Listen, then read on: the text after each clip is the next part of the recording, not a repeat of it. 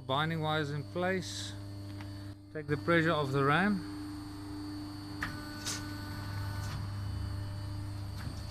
Then start opening up the door. Just be very careful for nobody to stand in front of her.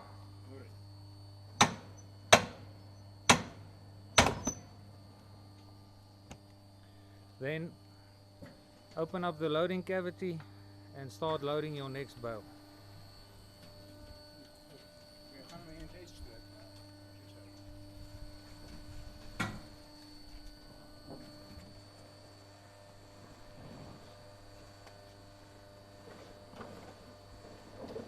This is a mixed bale, just for testing purposes.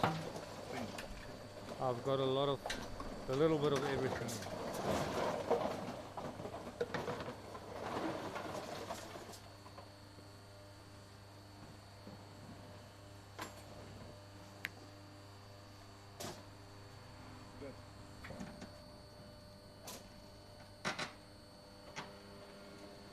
As you start loading the next bale, it will push out the first bale.